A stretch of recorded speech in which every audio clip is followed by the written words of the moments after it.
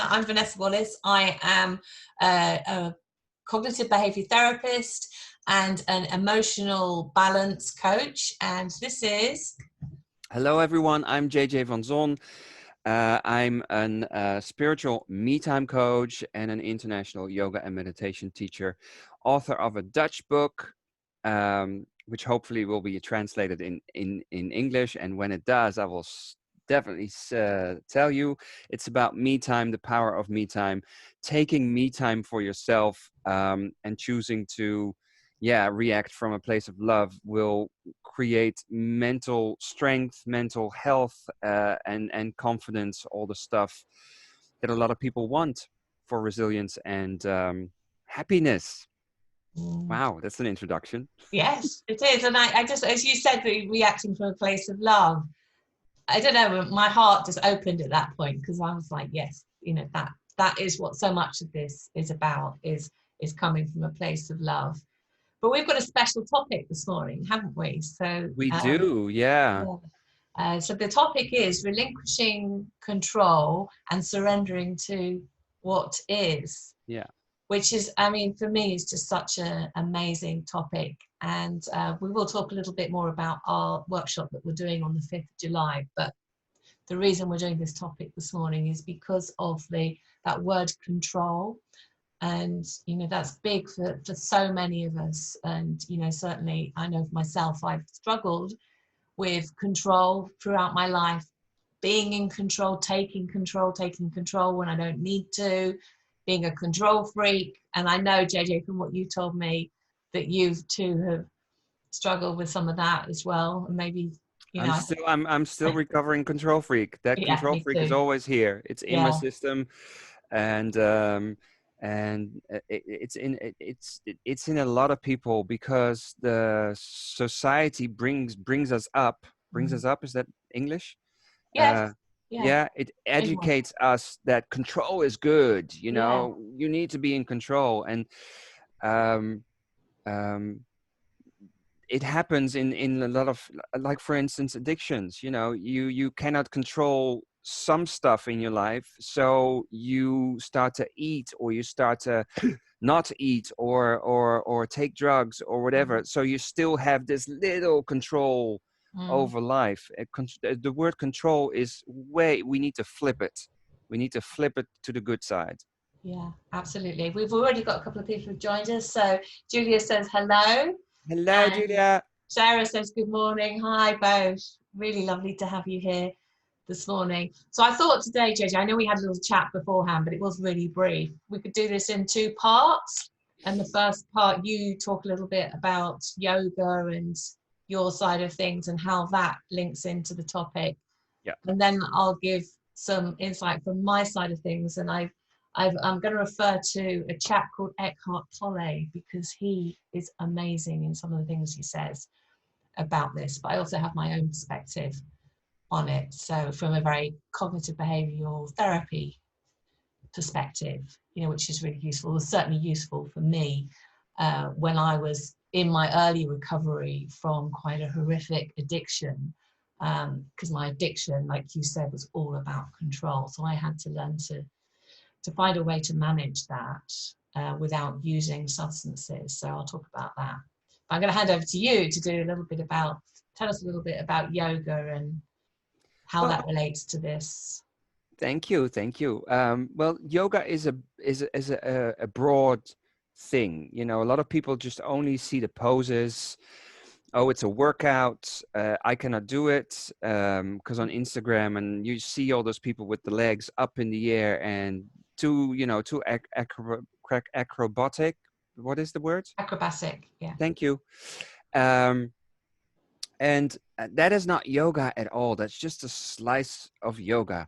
The yoga is, for me, the place on your mat. And that is your me time moment. That is the moment where you practice in today, relinquishing control. Control, the control freak is messing with my mental sanity. So I need to practice that on the mat. So every pose for me is something where I can learn and practice something. And we have a posture called the pigeon, where you really are in a certain pose, and you can surrender to that posture. And it makes you, in the beginning it's like, oh, this is uncomfortable, etc., but then you want to go deeper into that, and then all of a sudden you're going for layer by layer, you're surrendering. And this is the beauty about yoga. You work with the body, you work with the breath, so it's easier than taking up the mind, because that is basically a no can do, especially if you're mentally not strong. Taking on the battle with the mind, nuh-uh. So the body is your way in. It's the portal in, and the more you practice that pose, the pigeon, where you're just surrendering, relinquish control and surrendering to this posture, to allow gravity to do what it's doing. And the more you practice that certain pose, the more you're like, oh, okay, today I had a moment where I relinquish control and I surrender to what is. And the more often you do that, then you will take that off the mat with you. So when you create awareness of when you are in that control freak state of mind, and you think about that moment on the mat where you relinquish control and how you did that, how it felt, and you will do that and implement that in your daily life. And that to me is yoga. If I don't practice yoga or meditation or breathing, that's all yoga. It's all meditation, breathing, it's all part of yoga. um, then I will probably go mental again. Then I will go into those pitfalls, step into those pitfalls, or fall into them, and it won't be so easy for me to climb out of it, because now I still fall into that trap of being a control freak, but I know how to pick myself up quick. And that is basically what Vanessa does, what I do, what all coaches and therapists and etc. do, is to create resilience for you. And also the awareness of that happy side. Okay, so you can climb back up and go um, have a happy and resilient life, right? So yoga is far more than just a yoga posture to me. And on the workshop, I will definitely um, give more postures. I will make you feel the postures. We're going to be in the postures, and with my voice, you will totally feel and create awareness of that. Am I having issues with relinquishing control? Is there resistance? Do I really want this control?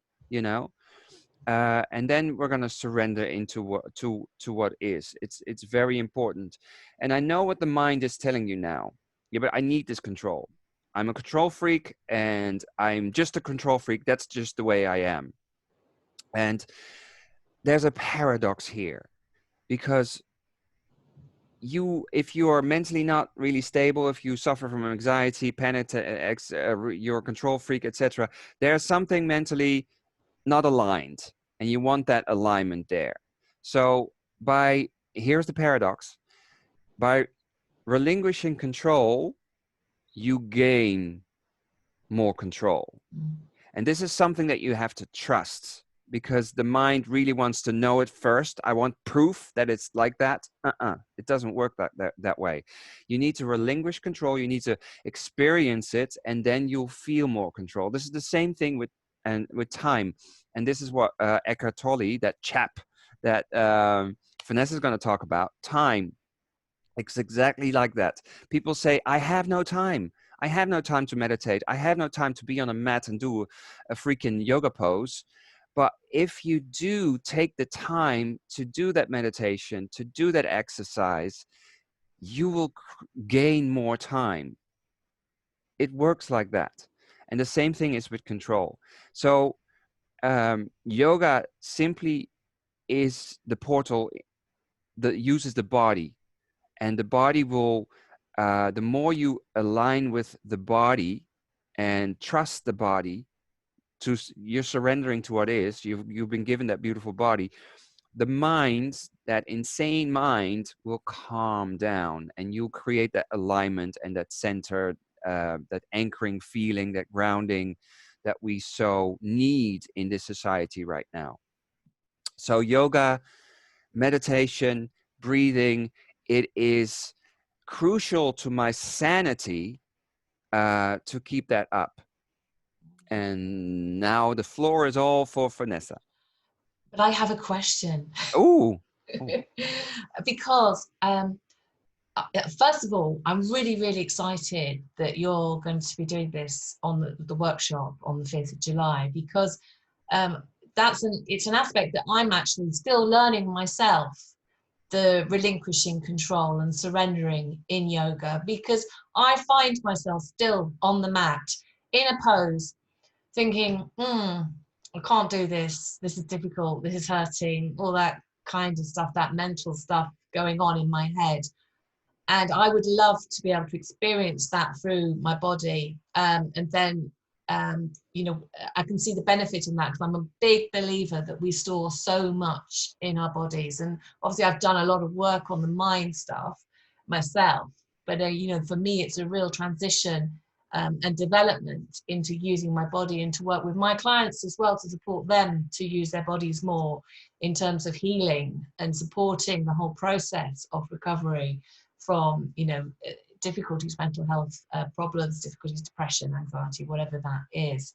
So the question is, because I know the pigeon pose, I've seen the pigeon pose, and I'm just like, as you talked about that, I almost cringed a little bit, because it's like, I know already in my mind, I'm thinking, well, that pigeon pose, I can't do that pigeon pose. A, because I'm a little bit big, and it's a very twisty pose, and I think I'll just fall over all the time. So is there something in between that you can do?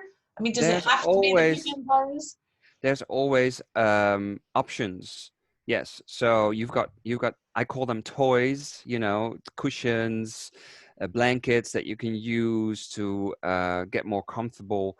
But there's also another option where you would stretch the same um, muscle that is physically then, but there's also another option where you can um, have that mental relinquish control. That's what we're focusing on. Mm, So yeah, of course there are different postures, and this is the fun part, or the fun part that I find always funny to hear the reaction from people for yoga, mm, because there is a whole list coming out of the mouth with reasons why they should not do or cannot do or would not do yoga. And basically, these are all the sums up from the ego. Why not to grow? Why not to? Why not to do it? You know. Um, and I think the beauty is when you're on the mat and you're experiencing. I think I haven't got any person on the mat who said, "See, this is not for me," after a class, mm, because they all went through the experience and they all put something, picked something up for them. mm, And that is all that you need to do. Take the time for you on the mat. And because I give you poses, and for everyone there's a different pose, um, you work together with the body and you create the awareness of, because you know the beauty of you, you just mentioned, you're on the mat and you're thinking, oh my god, I cannot do this, I can't whatever, or etc. With my guiding voice, while we're in that posture, I probably uh, make you notice what is going on in the head, and mm. then distance you from those thoughts Yeah. while we're doing poses. So I guess that is kind of what you're doing Mm, as a cognitive behavior therapist. Only I do the same thing, but then during the class, right? And it's just creating that awareness, creating those what is it, stuff that you hold on to, ankles, crutches. crutches, yeah. Yeah. so that you can think, oh my God, hey, this is a thought, but I don't have to go along with that thought. This is not me. I Yeah, can think differently. yeah. And that's probably why at the end of the class, many students of mine come to me and said, oh, I feel so good about myself right now. Mm, Right? Because it's the mind. If you're suffering from anything that we work with, it's probably a thought that tells you that you're not good enough, or that you shouldn't, that you don't have the right to feel good, all that stuff. And well, I that is something that we share, Vanessa and I, that we really want to counter those limited beliefs, and everyone is entitled to feel good. um, absolutely, absolutely. Can I chip in there? Because yes, I please. want to say that I actually really I identified with that, because I on the retreat that we last did, the first session in the afternoon that you did, because obviously I was a little bit stressed, preparing and getting everybody being there and that. And then after we did that first yoga session, I spoke to you on the phone and I said, I feel like I've been on holiday for a week, because I was able to relinquish all that control that I'd had. And that was a really nice feeling. And what you said there about the thoughts and the processes that we go through on a daily basis, and how stressful those are. They're not good for us. Then, and essentially, I mean, one of Eckhart Tolle's thing, and the book that I'm looking at, it's called Stillness Speaks by Eckhart Tolle. And I mean, he also writes a book called The Power of Now. But there's just a few principles that he uses which I just really, really love, and they tie in with the type of cognitive behavior therapy that I do. In that, we fight all the time. So something's happening, and we're like, oh, this is awful. This is the worst thing that can happen today. Why is this happening to me? Why me? All those kind of thought processes. The fact of it is it's happening. It is happening today. So relinquish the control, surrender to what is, surrender to the fact this is happening today. And that takes so much of the pressure off Yeah. in the mind, because it's a fact that one of the constants in life is change. Things will change, things will happen, difficulties will happen, good things will happen. There'll be good days, there'll be bad days. That is always a constant. But what we do is we desire to feel that life is just going our way all the time. And so we're constantly seeking, which, is quite natural. But then what that does is, when we get into a place where things are difficult, we're in a place of, I'm fighting this. This is awful. This is terrible. I can't stand this. I need to do something about this. I'm just going to quote some of the things. So Eckhart Tolle says, surrender comes when you no longer ask, why is this happening to me? Mm. So just dropping that statement is a good start. And so he also says that acceptance of what is takes you to a deeper level, where your inner state as well as your sense of self no longer depend on your mind's judgments of good or bad. So that's about the self-critic as well, because we criticize our own behaviors as well as either being good or bad. And we always have standards. It's a good thing to have standards, but when we're constantly, our judgments and our inner state, so how we feel, is based on, okay, well, it's a good day or it's a bad day, or I did well today or I didn't do so well today, or I'm a failure, or I'm, excelling in this area. And you speak about the ego, and that's all ego states, isn't it? I hope I'm making some sense. It's going a little bit deep, this. But there's one other thing that I picked up, and I'm just going to find that now. I've got some little markers in here. Well done with the markers. Post-its. So, yeah, I mean, I just don't want to be where I am. I just think that, so often we just say to us, oh, I don't want to be where I am today. Don't Mm. want to be dealing with this today. It is what it is. Surrender to it. Just be with it. acknowledge it. Yeah, okay, maybe it's not great, but it's okay to not be okay.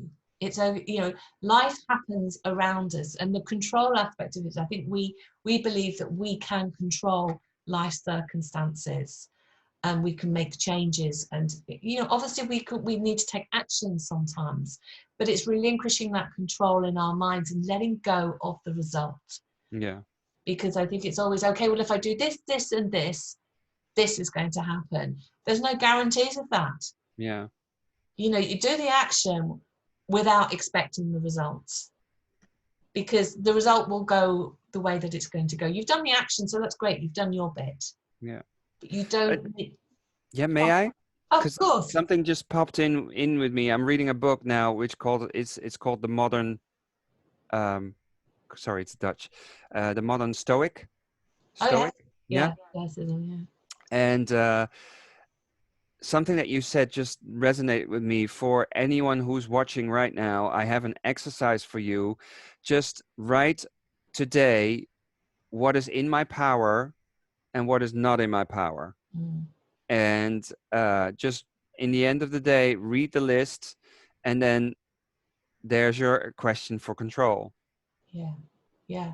I love that, actually. It's just sectioning out what you can control and what you can't control. Yeah, and be realistic, because if you want to change somebody else's mind, and you're on Monday, you're already thinking about, ooh, if I put some seeds there because I need to manipulate that person or the situation, and then on Friday I will get that. That is something that is beyond your power. Yes, you don't have control over that, not even if you're manipulating Mm, something, yeah, right? yeah, Because that is also absolutely. what a lot of people think. I can manipulate that person, even with conscious or Yeah, unconsciously. We do that. yeah. I think as well, two of the words that we've been using are maybe quite difficult for you to relate to, the control freak and also the manipulation, because in a way they're quite judgmental words. But the Yeah. reason I say that, you know, I've definitely been somebody who manipulates people in the past, and I've definitely been a control freak, and I think sometimes even, you know, I notice those things creeping in today. So just be, you know, open. It's about being open-minded to, okay, it's not a judgment, it's not a negative, it's an admittance that actually, and we all do it, we all control and we all manipulate, because it's part of the human condition. But it can lead to a lot of mental difficulty Yeah. if you're constantly trying to control things or manipulate situations, you know, make things go your way, because there's always a bigger picture. And as some of you may believe, this or you may not believe this, but look at the evidence, you know, where in the past maybe you've tried to control situations. Has it turned out the way that you expected, or was there something else going on behind the scenes Yeah, I think that this you is a were? good question for the people who are watching right now live. What is your experience with control? How do you experience what Vanessa and I are now talking about? Is this Yeah, resonating with you? yeah, Can you, um, is the exercise something for you today, to write down a list? What is it within my power, or what is not? yeah. Just speak to us. We love it. Yes, We we love would it. love to hear. We'd love to hear what you're Yay. thinking of what we're saying, because we're just talking into We're the just screen. babbling on. Yeah. Yeah, so please, you know, let us know. Let us know what you're thinking, what you're feeling about all of this that we're talking, because we might be completely, we might, you know, we could be talking complete gibberish to you. I don't know, you Yeah, know, but but, you know, that if there's just one sentence that resonates with a person that's watching now, that is already good, because we're mm, planting seeds. yeah, I mean, I'm now, I see all the trees behind me, and I'm like, yeah, just think about a tree. A tree is not worried about the future. A tree is not trying to gain control, or has no worry about relinquishing control. A tree is just really in the present moment. It always is in a surrendering mood. yeah, So if you're a little bit of if you have a little panic attack, or anxiety, or you relinquish control, whatever, just look at a tree and just visualize what it's like to be that tree right now. also a beautiful exercise, which can get you out of that anxiety or controlling state. Yeah, and if you're watching this on replay as well, please feel free to put comments in the box, at the bottom of the video, because we will answer them. Just tag me in there or tag JJ in there, and let us know what you're thinking about this, and what's coming up for you, and if that exercise is something that you're going to do today. Maybe straight after this video, you can sit down and just write that list, what you can control and what you can't control. I have a lovely email which I received this morning from somebody who's been watching our videos, and I just loved what they said. So I'm just going to repeat it. I can't say their name or anything, but they said that they've suffered with anxiety for many years. And one powerful thing is that they're learning the acceptance of the anxiety itself rather than trying to fight it is key. And also that most of the future fear is hypothetical. So learning to accept what you can't change. And I think that's just such an important point. So thank you. If you're watching this, you know who you are. That, we have these projections about the future, and it's all hypothetical. And, actually, I would say that 90% of things that we predict in the future don't happen. Because we predict all these kind of scenarios, and it's all about control, wanting to control, just controlling in our minds. But the fact of it is, we don't have crystal balls. You can't control what's going to happen in the future. You can take steps now to maybe work towards, a better solution, but you still don't know how it's going to turn out. Anything can happen. So it's just accepting what is, and just, reducing those anxiety levels by not getting into that control, as you would say, ego state.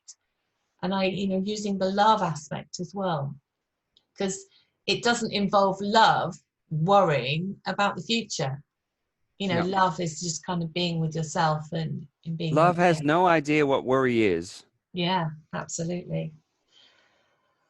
Okay, so we're coming towards the end, but I just want to say a little bit about the 5th of July. I mentioned it earlier on the 5th of July in the afternoon. JJ and I are doing a fantastic workshop training. You could call it a workshop, a training, a retreat. I mean, it's going to be very retreat-like. It's I mean, like I said about that yoga session that we did on the retreat a few weeks ago now, I felt like I'd been away on holiday for a week, and I'm hoping for that again, in the yoga session that we're going to be doing with JJ. Are we doing floor yoga, or are we doing chair yoga, or haven't you decided yet? I haven't decided yet, but I think it's going to be the floor yoga session. But if people are watching and they are unable to sit on the floor and on a chair, that will be that is not an issue. Yeah. Not an issue. Okay, cool. So we're going to have an hour of yoga and meditation. Then we're going to be doing an hour with myself on understanding the science behind anxiety and stress, and looking at what's going on in our brains. Because I think understanding what's going on, it gives you that aha moment. It's like, oh, okay. And also it really helps with that control aspect, because we recognize that it's about healing, and it's about practice, and it's about surrendering to what is. When we understand that actually the brain is a powerful tool, it's a powerful organ, but it's also something that we can change and we can work on. We can work it like a muscle. So, but it takes time, so what's happening in the moment is all to do with brain messages. So I'm going to do a little bit about that, and then I'm going to do a fantastic exercise with you to support you to relinquish control. It's going to be very cognitive therapy based and but quite practical, so some nice tools for you to take away to use on a daily basis. And then we're going to do an hour of coaching with myself and JJ. I know, this workshop keeps getting longer and longer. Not what I signed up for. Well, it's actually 2.5 hours, isn't it? So I've said 3 hours there. So yeah, no, it's fine. It's about 45 minutes, I think, on most things. But yeah, So yeah, we're going to be doing some coaching with you and Yeah. supporting you with anything that's popped up Well, over the it's workshop. a nice, sorry, it's a nice backstory because we did do a retreat and a workshop, and of course, we listened to the people, and people really wanted to have more time there to have Yeah, that little coaching session with Vanessa and I. So therefore, we expanded our hour to an hour, and yeah, I think it's going to be really really powerful and yeah, worthy. yeah. But it's not 2.5 hours. It's actually 3.5. We start at 12:30 and we Yeah, finish at 4. So I three and a know. half hours, isn't it? There goes my math.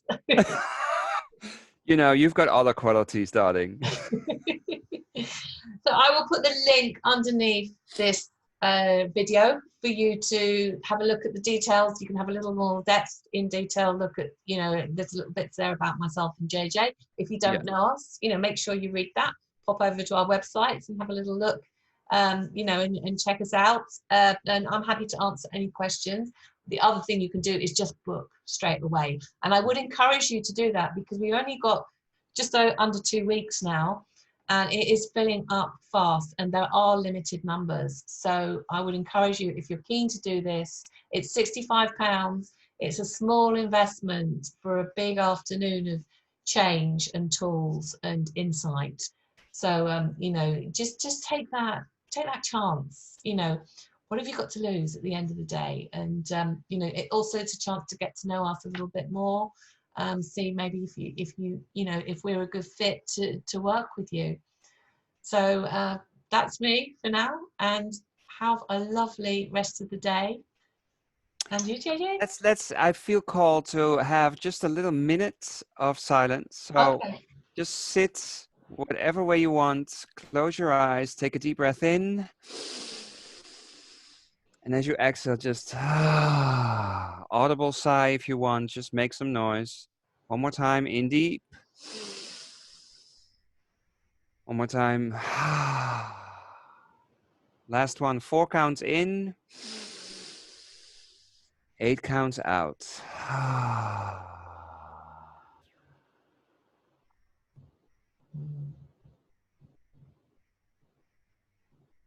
And slowly open your eyes and continue your lovely, lovely day. Thank you so much for watching. Vanessa and I are really happy. Put something in the comments and maybe see you on the 5th of July. Bye. Take care.